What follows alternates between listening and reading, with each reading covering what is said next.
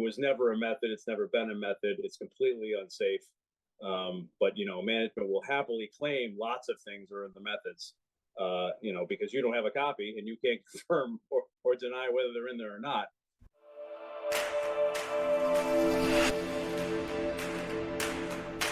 The facts, dates, and events presented in this video are from the member's best recollection and may not be fully accurate. This video is intended for entertainment purposes only. Always consult with your local union about your rights and duties at your workplace. The opinions shared on this video are our own and do not necessarily represent my employer's positions, strategies, or opinions. All views shared are protected under the National Labor Relations Act. What is going on, everybody? So today I have Greg Kerwood out of Local 25 in Boston, and we're going to be talking, WTF are the methods. So we've never covered the methods before. I guess I feel like it's a company thing, Greg, and I've been doing this a long time, like 26 years now, and literally out of everybody I've talked to, this is the only man I've met who's actually read the methods. Actually go page through page through page of reading the methods. It's kind of a thing. We're going to talk all about this in a minute, but first I'm going to ask Greg. Greg, what impulsed you to even read these methods to begin with? Well, I'm not sure it's a badge of honor, but what happened was when I was a young driver many, many moons ago, I had a division manager who was after me, and he followed me his first day in my building, and he pulled me in for discipline the next day, had 4 warning letters laid across the desk. And one of the questions he said was, do you know what dirt is? And I, of course, said, well, yeah, I think it's the stuff that's on the ground. You plant plants in it, and he thought I was being a wise ass, but I honestly had no idea what he was talking about. So he's like, no, dirt, date, initials, reason, time. I said, sounds like a service cross, I guess. And then he said, well, don't you know the 340 methods? You're supposed to know the 340 methods. And I said, I have no idea what you're talking about. And so he foresaw this, apparently, because they keep them a secret, and he had printed out the entire thing, had this huge packet, which he promptly handed to me and said, these are the rules of your job and you need to know. And I said, okay, fair enough. That's what you want me to know. That's what I'll know.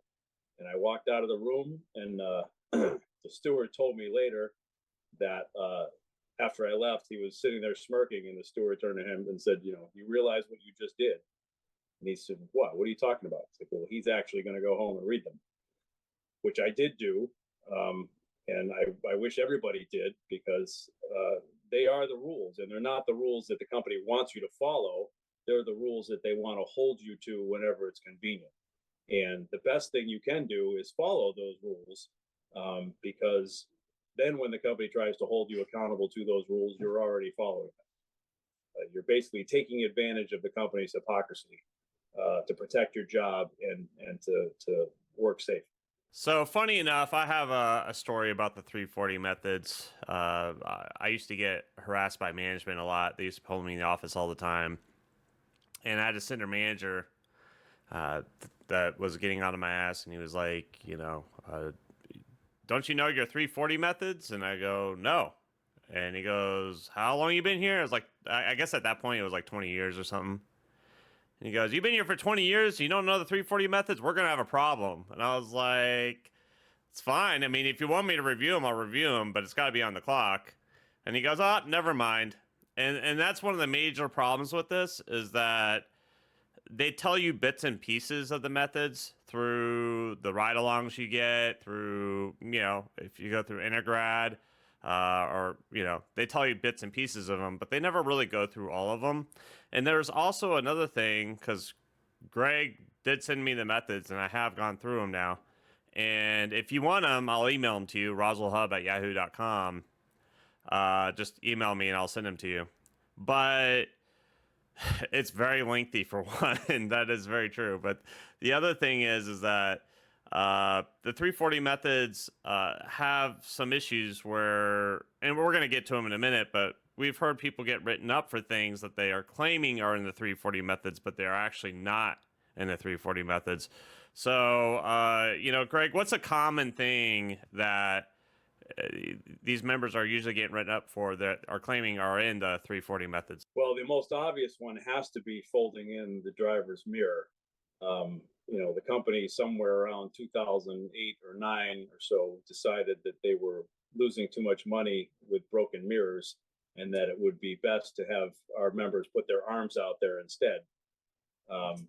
It was never a method. It's never been a method. It's completely unsafe.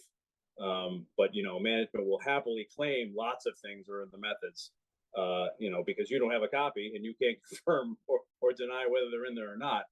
And so they can tell you, lots of things. And of course, we all know they love to write everybody up with the broad, sweeping failure to follow methods and procedures, so that nothing is specific.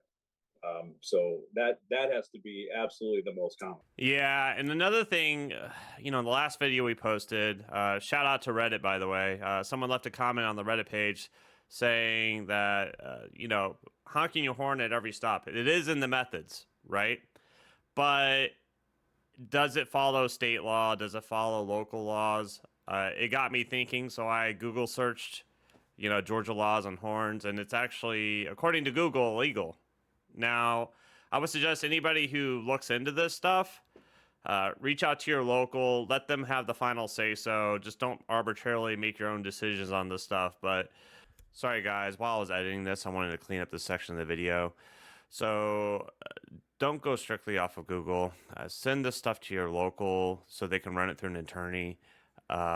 Google's been known to have issues, and obviously you can't follow a method that's illegal. So anyways, just want to get that out of the way. Let's get back to the video. These are things that we have to do. Even though they're in the methods, it doesn't mean if it's illegal, you can't follow it. We have to work as instructed as long as it's not unethical, immoral, or unsafe. Greg, is there anything you want to add on to that part of it? Well, I would say certainly with the mirror, it's a question of safety. But there's other issues. My personal favorite is the exiting the vehicle. I'm sure there's plenty of people watching this who have been disciplined or harassed or written up for failing to walk behind the vehicle when they exit. But in fact, the method is to exit the door closest to the delivery stop, which could very well be the driver's side door. And for those of you who doubt whether that's in there or not, it does in fact say, if you are exiting the driver's side door, make sure to check both ways for traffic. So the company has every intention of you exiting out the driver's side door. So again, it's up to you to determine what's safe or unsafe in that scenario. But if management is disciplining you for failing to go around the back of the car, I would happily point out to them that that's not actually the method.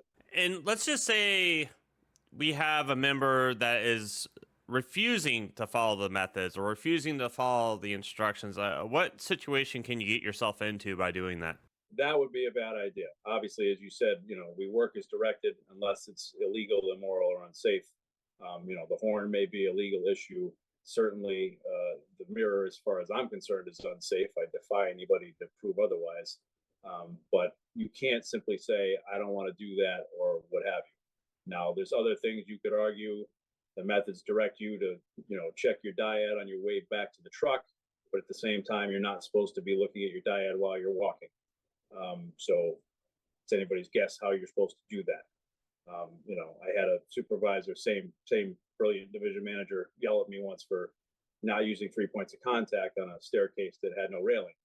Said to him quite plainly, what did you expect me to hold on to at that point? And he, as usual, lost his cool. But it's a simple case of knowing more than the company does, right? They have these rules, they keep them in a closet somewhere, they bring them out when it's convenient.